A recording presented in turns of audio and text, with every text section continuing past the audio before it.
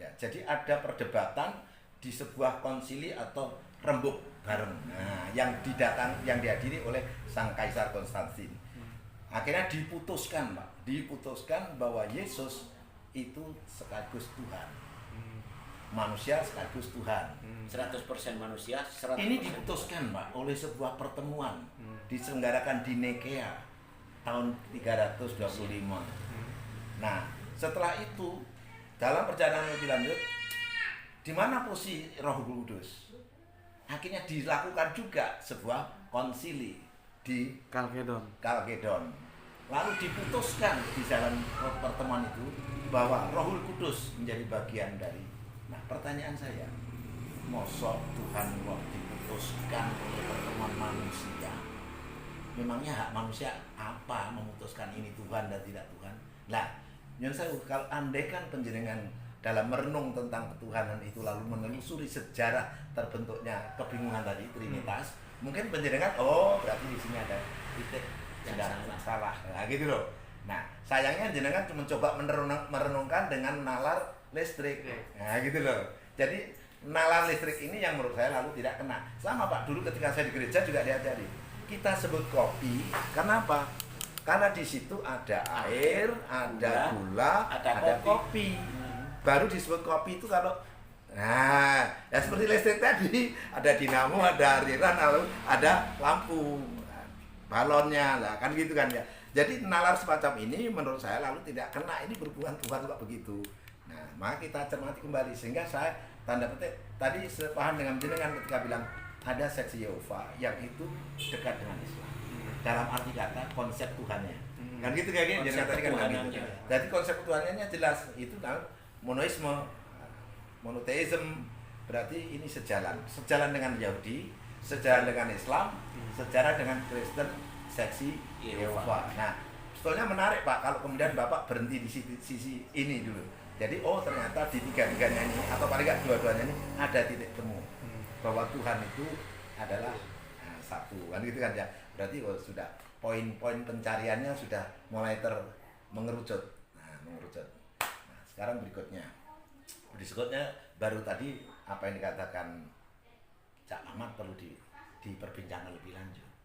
Tentu ketika Tuhan itu memperkenalkan diri sebagai sang penguasa lewat nabinya, nah ya kalau Yehova lewat Yesus, ya kalau Islam lewat Kanjeng Nabi Muhammad, gitu kan ya.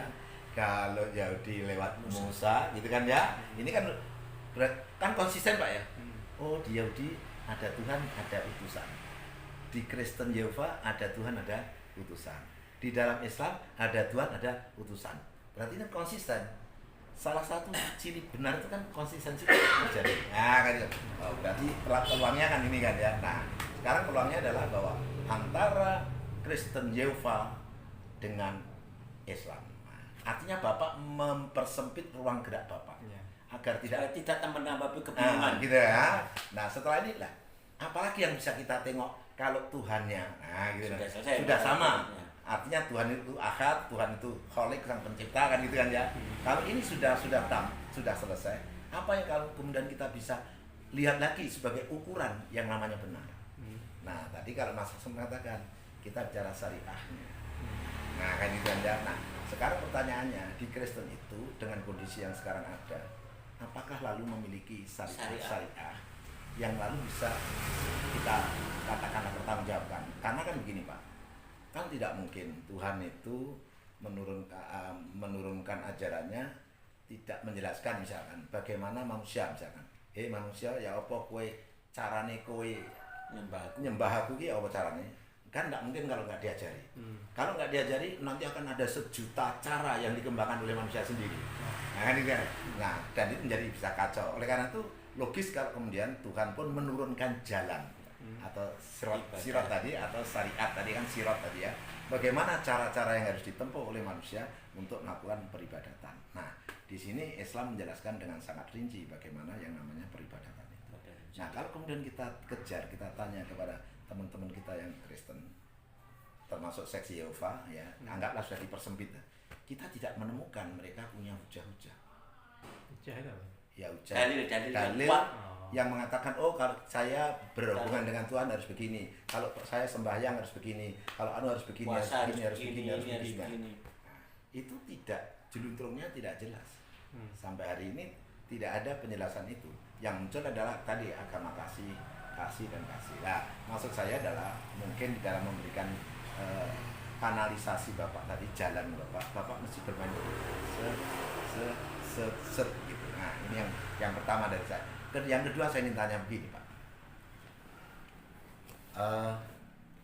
Dari Mas Wahyu saya ada informasi, dan dulu juga ketika kita berbincang dapat informasi bahwa Bapak Tuhannya saya is okay, no problem, nggak masalah, Tuhan Islam itu bagus, kan gitu kan ya. Tapi nabinya aku rasa kurang serap, kan gitu kan ya. Nah, kan gitu kan ya. Nah, oke. Ya. Tapi Bapak juga harus konsisten. Kristen di mana letaknya? Tuhannya. Kalau Tuhan, tapi lah, anggaplah yang satu sudah dihilangkan ya, tinggal Yehova, kan gitu, tinggal Yehova kan gitu kan, tinggal Yehova. Nah, sekarang pertarungannya adalah antara Yehova dan Islam, kira-kira begitu. Nah, pertanyaan saya begini, mungkin tidak Pak bahwa Tuhan itu salah? Tidak mungkin. Tidak mungkin, Tuhan itu salah, tidak mungkin. Nah, kalau begitu kira-kira mungkin nggak Tuhan itu, kalau kita mungkin salah Pak ya, apalagi memahami sesuatu, yang tidak dikatakan tadi, sangat mungkin kita salah memahami. Kan sering kalau di dalam Islam itu saya diajari bahwa ketika masyarakat Yahudi zaman Nabi Musa itu melakukan pertobatan disuruh dengan cara membunuh diri. Saya pikir, mana ada, ini dalam Al-Quran Pak ya, mana ada orang tobat kok malah suruh bunuh diri. Tapi sayangnya para ulama sering menerjemahkan bunuh diri itu ya bunuh diri, membunuh dirinya. Padahal kalau saya memahami enggak begitu, makna membunuh diri itu misalkan harus membunuh hawa nafsunya, membunuh keserakahannya, membunuh kesukaannya, melakukan membantah. Kan bisa begitu kan makna membunuh diri itu kan nafsu itu kan. Nah, kan begitu kan ya. Lah saya enggak akan mengikuti ulama yang mengatakan itu kan dia konyol nanti kalau memahami agama kemudian itu. Nah, sehingga ketika tapi memang ada ya, ulama yang lebih banyak ada Pak, ya, ada. Makanya ada itu di dalam surat Al-Baqarah. Ada Pak. Qala Musa liqaumi ya. Memang kan bunuhlah dirimu. Tetapi bunuh ya Pak. Kan faktanya diartikan betul membunuh diri. Padahal faktanya kan di masa lalu pun tidak ada yang namanya bunuh diri. Di zaman Nabi Musa nggak ada yang bunuh diri, di zaman Nabi Muhammad juga nggak ada yang bunuh diri. Lah kok diartikan bunuh diri? Meskipun kata-katanya memang bunuhlah dirimu gitu ya. Tapi ternyata maknanya jangan bunuhlah dirimu, bunuhlah kesombonganmu, bunuhlah keserakahanmu, bunuhlah nafsu jahatmu, kan begitu. Tunduk patuhkan pada kehendak Tuhanmu, kan begitu Pak. Dan anehnya setelah bunuh diri suruh tobat. Mau tobat kok suruh bunuh diri. Nah, kan begitu. Nah, sehingga saya lalu berpikir gini, kalau memang Tuhan itu Tuhan, maka tentu Tuhan itu juga tidak mungkin melakukan kesalahan. Termasuk kemudian Tuhan juga tidak mungkin memilih utusannya secara salah. Ya, utusannya juga pasti benar. Jadi tidak mungkin lah. Kalau dari kami jelas, karena tentu sebagai seorang Muslim Pak ya, maka saya katakan bahwa Nabi Muhammad itu adalah pilihan yang sangat tepat dan luar biasa hebatnya. Tetapi faktanya banyak informasi-informasi yang datang pada kita yang warna-warni. Misalkan digambarkan gila wanita, bojone oke sampai umur 7 tahun bareng dirabi. Nah, kan gitu aja. Ya. Warnanya macam-macam kan, macam-macam. Nah, pertanyaan saya kalau mendengar penjenengan, andaikan jenengan seorang Muslim, bahwa Tuhan tidak pernah salah memilih nabi. Kalau ada informasi seperti itu, sebenarnya yang salah memang nabinya begitu atau yang salah informasinya tentang nabi? itu dijawab. Ya, kalau misalkan ya, menjenengan sebagai seorang Muslim, Anda percaya Tuhan, katakanlah Allah sebagai Tuhan, dan Tuhan itu tidak mungkin salah, ya kan? Lalu Tuhan itu memilih utusan, lalu utusannya itu katakanlah Kanjeng Nabi Muhammad. Lalu ada informasi, ada berbagai pendapat, berbagai ini itu yang mengatakan negatif tentang itu. Pertanyaannya adalah, apakah memang Nabi Muhammadnya negatif atau informasinya yang desinformasi, informasi yang diselewengkan. Nah, sebab lagi-lagi konsepnya kan Tuhan yang benar, Ya. mosok milih salah. Betul. Nah, kalau ternyata ada informasi, peluangnya yang mana, Pak? Tuhan yang salah atau pelangnya informasinya yang salah? Itu sementara lah ya, Iya. serba sementara. Iya. Sementara saya pikir kok 3 kemungkinan. Apa? Mungkin informasinya yang salah. Ya. Yang kedua mungkin nabinya yang memang begitu. Ya. Ya. Yang Ya, ketiga. Pak. Ya, sebentar, ya. namanya jawaban ya. Oke, Ya. yang ketiga? Yang ketiga mungkin apakah nabi itu benar-benar nabi atau semu atau bukan? Karena yang mengatakan Ngaku nabi. ya, Ya. yang Nabi palsu lah. Ya, nabi ya, palsu. ini ya apa ya? Kasarnya kita tapi Ya, nggak ya, menyebut ya, itu ya. lah ya. Iya, nggak apa-apa. Sebab- Namanya diskusi kok. Ada rumus gini. Siapa yang mengatakan bahwa Quran itu kitab sucinya Allah? Nabi Muhammad. Ya, betul, betul. Terus dibalik, siapa yang mengatakan bahwa Muhammad itu nabi? Ya, Al-Qur'an. iya, betul. Jadi ini terbolak-balik. Iya. Ini ada yang mengandaikan, andaikan ini dibawa ke pengadilan, ini tidak laku ini. Yang satu mengatakan ini yang mengatakan, ini mengatakan ini yang mengatakan. Oke. Ya. Pengadilan tidak laku ini. Baik, kalau gitu saya potong. Satu jawaban Bapak saya salahkan. Supaya laku gimana, Pak? Hah? Supaya laku. Ya tidak laku itu lah. Saya tahu. Ini ya Jawaban, beda lah ya. jawaban Yang Bapak yang kedua saya harus salahkan. Hmm, Karena Bapak tadi mengatakan ya memang nabinya begitu. Hmm. Berarti Tuhan salah milih. betul. Yang punya peluang adalah informasinya salah dan itu bukan nabi tapi ngaku nabi. Nah, artinya kan gini kan Pak? Ya. Ya kan? Ah. Nah, karena memang faktanya Al-Quran itu dari siapa? Kita bicara fakta duniawi ya Pak. Al-Quran itu ada itu keluar dari siapa? Dari Nabi Muhammad kan Pak? Ya. Al-Quran itu ya. Nah, terus yang ngaku bahwa Nabi Muhammad itu nabi itu kan pengakuan dari Al-Quran yang dari nabi juga kan? Nah, kan gitu ya. Nah, kan gitu kan ya. Seperti pitik dengan dok itu. Nah, dalam konteks ini sebenarnya permasalahannya adalah apakah kita bisa membuktikan bahwa Al-Quran itu adalah dari Tuhan atau dari manusia yang namanya mengaku Muhammad itu. Tapi ingat Pak, saya juga ingin mengingatkan jenengan pada saat yang sama Bapak juga harus adil. Memangnya Bible itu dari siapa? Hari gitu kan ya. Memangnya Sebentar Pak, sebelum ke Bible saya ingin Ya. tambahkan. Tadi beliau mengakui bahwa Islam ini tentang ketuhanannya Clear. benar, clear. Ya. Informasi tentang ketuhanan itu datangnya dari siapa kalau bukan dari Nabi? Ya. Jadi tidak mungkin informasi yang begitu bagus, clear dari seorang nabi yang palsu tadi itu, kalau mereka tanda kutip ya, nabi palsu kok bisa menginformasikan tentang ketuhanan begitu komplit dan benar. Iya.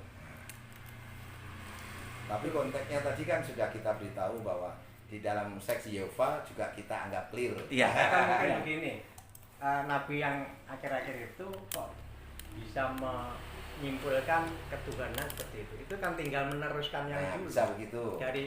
dari Ya. Yahudi ya. Oke. Itu kan apa Allah tunggal. Mm-mm. Sampai bawah tinggal meneruskan Ya, saja. Tinggal meneruskan. Hmm. Berarti nabi ini meneruskan Betul. ajaran yang dulu. Betul. Betul. Berarti betul kan sudah? Iya. Nah, kebetulan dalam Al-Quran memang Yahwa juga gitu. Betul ya juga.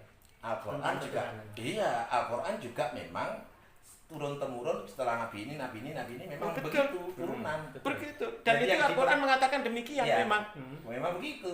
Kami Terus? melanjutkan dari Mila Ibrahim terus Nah, semua gitu. nabi-nabi itu diakui sama Islam. Mulai dari Adam sampai Ibrahim, kemudian Isa, semuanya Yang diakui. mengakui Al-Quran. Al-Quran. Nah, Al-Quran itu Al-Quran itu yang Dari? mengatakan Nabi Muhammad. Loh, Nabi nah, lagi. lah bukan. Yesus juga begitu, Bible juga begitu. Gimana? Bible juga begitu. Bible juga mengakui Tuhan Allah juga sebenarnya di dalam. Betul. Ya, nah, itu juga yang mengakui ya tentu dari tanda petik ya yang kita terima Isa. Yang ngaku Isa.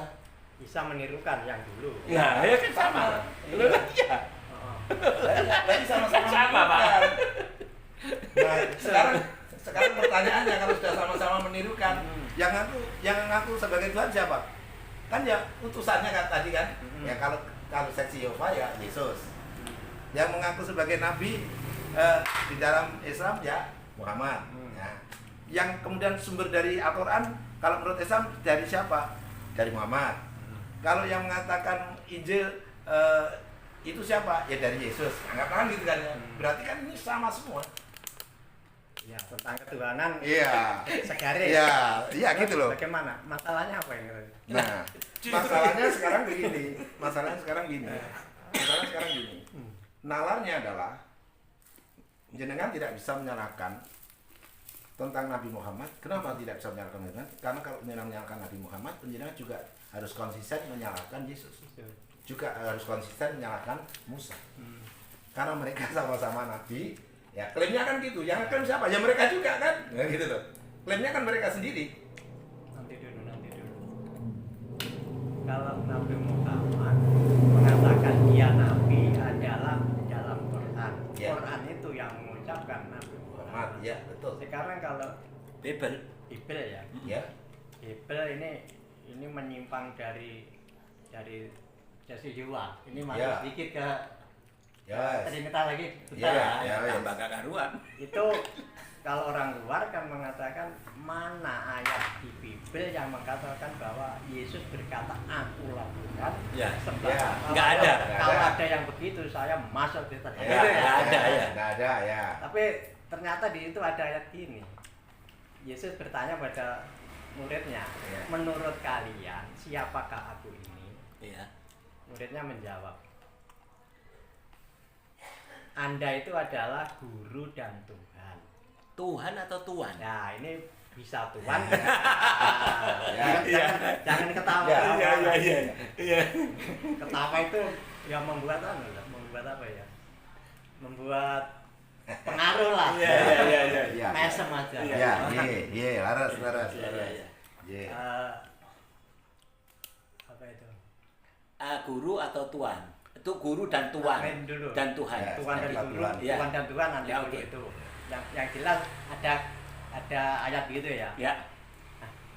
Dengan begitu orang Kristen itu tidak usah menanti Yesus itu mengatakan akulah Tuhan, tapi sudah ada kalimat Itu tersurat begitu, maka tersiratnya adalah Tuhan. mengatakan bahwa dia itu Tuhan. Meskipun bukan Yesus yang mendahului mengatakan, tapi sudah mengecek padamu. Ya, nanti di sini. Itu ya. Iya. Nah, sekarang tentang Tuhan dan Tuhan. Kalau gereja pada umumnya itu Tuhan. diartikan Tuhan karena bahasa Inggrisnya apa? Lord apa? Ya. Kalau Sagi Yehuwa mengartikan Tuhan, Tuhan. artinya penguasa. Karena Lord itu juga Lord juga untuk penguasa para tanah raja. asalnya. Iya, Lord itu Penguasa my Lord itu untuk raja-raja itu my Lord. Penguasa tanah. Tapi bisa diartikan Tuhan, Pak? Menurut sepintas lah ya. Dalam bahasa Inggris tidak bisa, Pak. Menurut Lord, saya Kalau lihat- bahasa Inggrisnya Tuhan itu God. enggak, Kok, mungkin ada bahasa lain. enggak ada. Nggak ada. Nggak ada. Kalau tidak salah ini ya. Ya. Sepintas melihat di kamus itu kok Lord itu bisa berarti Tuhan, memang bisa berarti Tuhan. Tuhan. Dan nanti kita tinggal lihat kamusnya lagi. Kalau Itu di dalam kamus dibuat, Pak. Kamus-kamus itu dibuat berapa tahun yang lalu? Oh, Dibuat iya. ratusan tahun yang lalu. Ya. Mereka terpengaruh oleh Bible. Tidak penggunaan ada bahasa Inggris Tuhan selain God. enggak, ya, sampai hari ini. Ya, Lord itu adalah penguasa. Dulunya mereka adalah penguasa-penguasa tanah. Dan Tuhan itu memang penguasa. Nah, kalau di Tidak, dalam sementara itu- kalau di Islam namanya Rob. Ya. Roh. Terus Rabbil tentang alamin, itu. penguasa alam semesta. Tentang itu ya sudah saya bisa menerima. Alhamdulillah. Tuhan, gitu ya. Alhamdulillah. Ya. Jadi ketika jenengan tanda petik tadi ya jawabannya kan ada dua. Mhm, Ini nabi palsu mhm. atau disinformasinya, informasinya hoax. Mhm. Ya kan? Tinggal Kalau- dua itu dah. Ya, tinggal dua itu kan. Nah, Tapi Bapak harus konsisten. Ketika Bapak menyatakan seperti ini, Bapak juga harus kenakan pada agama lain, termasuk agama Kristen. Ya. Bahwa faktanya, fakta kemanusiaannya, fakta historisnya itu bahwa yang namanya Yesus, seksi Yehova lagi-lagi ya. Yesus itu diposisikan juga sebagai nabi. Dan di dalam Injil, anggaplah gitu, juga Yesus menyatakan sebagai utusan Tuhan. Berarti kan nabi kan ya.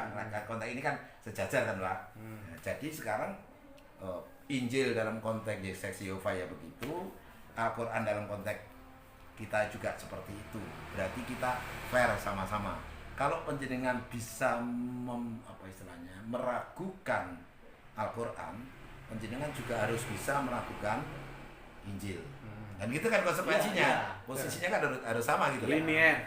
Nah, oleh karena itu sekarang pertanyaannya lebih sulit lagi. Bapak sekarang tugasnya cuma sederhana, membuktikan manakah yang disebut dengan kitab suci dan yang namanya ya bukan tidak suci. Mana yang lebih sempurna kebenarannya? Apakah Al-Quran? Apakah Injil? Ini harus diperbandingkan. Karena ini ada dua kitab yang kita posisikan secara sebanding. Ya. Nah, yang isinya tentu mengandung perbedaan. Nah, kira-kira dari ini mana yang lebih sempurna antara Al-Quran dengan Bible? Dari sinilah Bapak kemudian akan menemukan. Kan udah pilihannya juga mengerucut kan. Ya. Oh, kalau yang lebih sempurna Bible, ya monggo. Kan itu. Kalau yang lebih sempurnanya adalah Al-Quran, ya monggo. Konsekuensinya kan begitu. Ya. Jadi biar Bapak nggak bingung seperti tadi. Nah, tetapi ingat juga Bapak, ketika Bapak bicara kebenaran kitab suci, itu Bapak juga harus membatasi diri untuk hal-hal yang bisa dibuktikan secara pasti. Jangan misalkan begini, tadi saya katakan, bunuhlah dirimu. Ya. Ternyata maknanya begini begitu, atau bidadari. Tadi itu. Itu nggak bisa jadikan ukuran. Kenapa? Karena maknanya bisa ditafsiri macam-macam. Nah, carilah makna teks-teks di dalam Injil yang nggak bisa ditafsir lagi, ya begitu apa adanya. Nah, dari situlah diperbandingkan. Kalau saya dulu kalau ngajar gini Pak, Al-Quran itu bicara Tuhan, termasuk Injil, mesti bicara soal Tuhan, pasti bicara soal alam semesta, pasti bicara soal manusia. Ya kan? Di dalam Al-Quran maupun dalam Injil ada informasi-informasi tentang manusia, ada informasi-informasi tentang alam semesta, ada informasi-informasi tentang Tuhan. Nah, Tuhan simbol kegoiban, artinya ya ada malaikat, ya ada bidadari, macam-macam tadi. Ini Pak, kita hentikan. Kenapa? Bapak nggak bisa ngukur. Nggak nyampe. Ya. Udahlah nanti putar-putarnya kan ini. Dan apalagi sudah final tadi sudah digambarkan bahwa yang namanya Tuhan itu harus Sang Pencipta dan sebagainya. Ini sudah selesai. Sekarang tinggal diuji antara Injil dan Al-Quran bicara tentang dua hal ini. Bicara soal alam dan bicara soal manusia. Omongannya yang benar yang mana? Karena Tuhan tidak boleh salah. Nah, Bapak tinggal menguji begini. Nah, lebih mudah lagi Bapak menguji tentang alam. Karena ilmu tentang manusia itu juga Berubah. Masih ada selegenjenya. Iya. Tapi kalau ilmu tentang alam sudah nggak ada selegenjenya. Temuan-temuan ilmu yang sekarang dibuktikan itu sesuatu sudah fix. Nah, jadi Bapak tinggal sudah saat itu saya tak mencermati ayat-ayat Al-Quran yang tentang alam, ayat-ayat Al-Quran yang tentang Bible. Nah, nanti kalau yang benar ya itulah yang kita ikuti. Kalau itu ternyata salah, ya nggak usah diikuti. Kalau dua-duanya salah, nggak usah diikuti dua-duanya. Berarti itu tidak datang dari Tuhan, karena datang dari Tuhan tidak boleh salah. Saya khawatir seperti Ustaz Depok tadi, jangan-jangan semuanya salah. Maka dari itu jangan Bapak menguji sembarangan, tapi ujilah pada hal-hal aspek-aspek atau objek-objek yang bisa diuji benar dan salahnya secara pasti. Kalau saya nggak pasti dari macam-macam golek masalah ya. Tapi begitu tadi Ustadz Depok tadi mohon maaf Pak, yang saat jenengan ada topik tersendiri apa yang jenengan bahas di situ kok sampai jenengan sampai bingung? Yang Ustadz Depok tadi loh yang Iya. Ustadz Depoknya menjelaskannya juga menjadi membingungkan gitu loh. Iya, Dia tentang sendiri apa? nggak jelas. Ada topik sendiri apa kira-kira yang jenengan tanyakan waktu itu? Ya itulah. Kayak apa? Tadi kan saya sampaikan ya. Ini loh Pak Ustadz ya. Saya itu kan bingung antara 3 agama samawi ya. Yahudi sama Islam itu kok tadinya pusatnya sama, satu sumber. Kok jadinya kok berbeda dan bertentangan. Itu bagaimana pendapat Ustadz? Ustadz mengatakan kalau karena ada 3 kontestan Pak, Peluangnya. ini kalau benar semua tidak mungkin. Iya. Ternyata. Salah semua atau salah satu? Kemungkinannya ada 2. Ilmu probability. Iya. Kemungkinan ada 2. Pertama, mungkin ada salah satu yang benar, yang 2 ini salah. Atau salah Dan semua. kemungkinan kedua semuanya salah. Salah semua. Ini loh. Nah, sehingga sekarang Ilmu kita probability. bawa pada proses bagaimana menguji benarnya sebuah kitab suci. Kalau kita menguji tentang malaikat nggak ketemu, jin nggak ketemu, Betul. surga neraka orang ketemu, ya. Maka diujilah hal yang bisa ketemu. Apa? Pernyataan Al-Quran maupun pernyataan Injil yang bicara soal alam. Karena alam ini sesuatu yang bisa kita amati, Kita lihat. kita lihat. Nah, caranya begitu Pak, sehingga akhirnya ruang untuk semakin menyempit sehingga Bapak menemukan titik kemana harus melangkah untuk melihat. Begitu loh Pak, maksud saya gitu. Intinya gini toh, kitab suci itu bandingkan dengan sains modern, cocok apa enggak? Gitu, toh.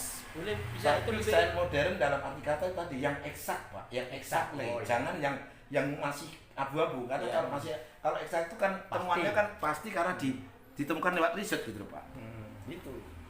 Ya sekarang ini ya alasan tidak pas, tapi ya apa jeleknya saya. Nah sekarang pertanyaannya apa pasnya Pak?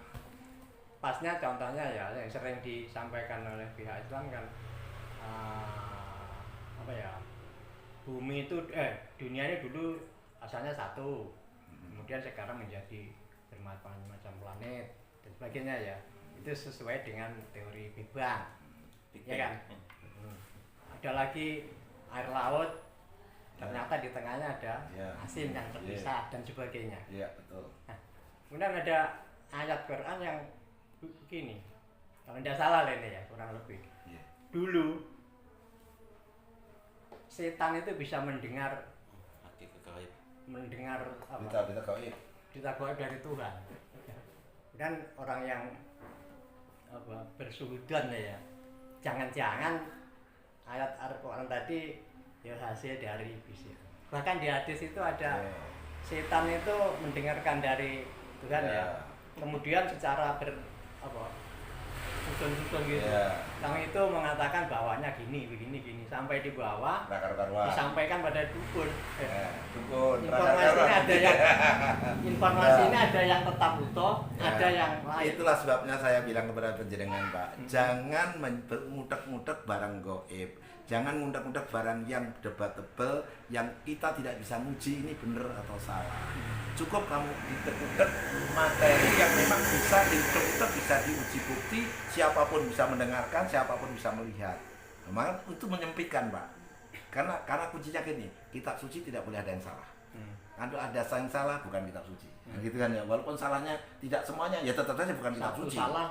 Nah, gitu kan. Bagus, ya. Nah, karena lalu bicara menguji yang bisa dilakukan adalah menguji dalam konteks alam apa ini? Alam semesta, alam nyata. Nah, itu Pak yang dicek. Buka saja Bible atau Injil, buka nas-nas atau dalil-dalil yang bicara soal alam itu yang mana saja.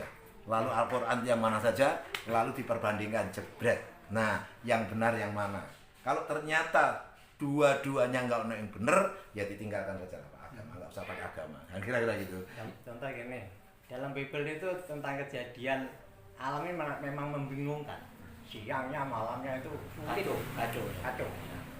Nah, tapi di Al-Quran itu kok ada gini, siang malam sudah ada ya, dan setelah itu bumi diciptakan, dihamparkan istilahnya. Bagaimana ini? Siang malam sudah ada. Surat Bumi kok apa baru? itu Pak? Ya? Surat apa? lupa saya. Oh, Kalau yang bumi dihamparkan itu loh. Ini bicara soal bumi Ini laki-laki dihamparkan. bahasa. Nah, Farash itu beliau ahlinya kalau itu. jadi farash itu bukan hamparan, Pak. Disiapkan. Farash itu segala sesuatu yang disediakan. Ini ya, itu di dalam surat Al-Baqarah. Itu juga yang masalah, Pak. Para ulama itu lagi-lagi bahasa, Pak. Ulama kadang-kadang kalau kita bicara lalu baca terjemahannya, kalau nggak paham meruntut berbagai makna kata dari aslinya, ya kita bisa keliru. Termasuk tadi dihamparkan. Dihamparkan lalu kesannya kalau gitu bumi itu datar, tidak bulat. Kan itu kan. Dan yang nyesel, Pak, ulama yang percaya bumi itu datar, ya ada. Ada, Pak. ada.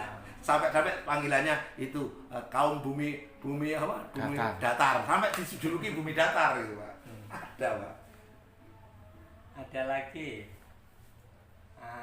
surat Al-Imran 55 ya. Ini masih Ini ingat. soal bumi tadi sebentar, Pak ya. Hah? Saya jelaskan Oh, iya, soal iya. bumi tadi.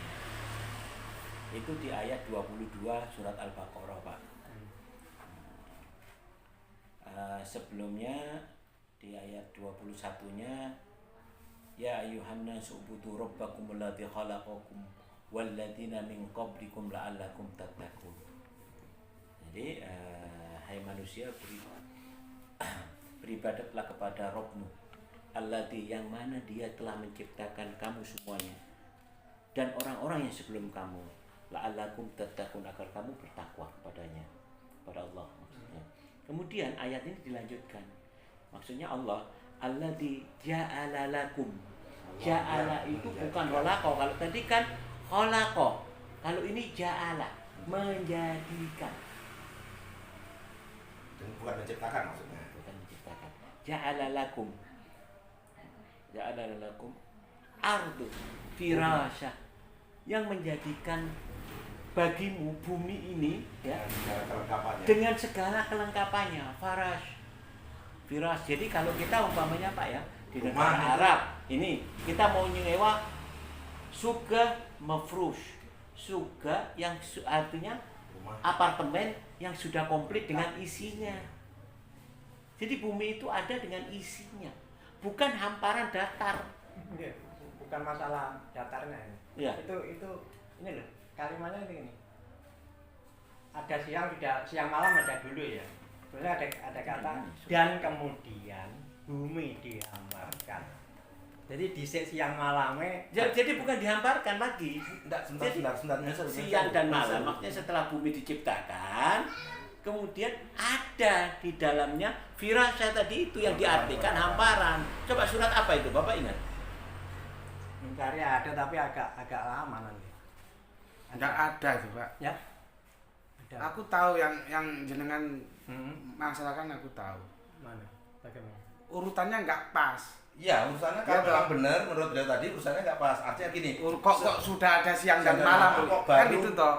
Nah, Cuman Al-Qur'an enggak ada bicara gitu.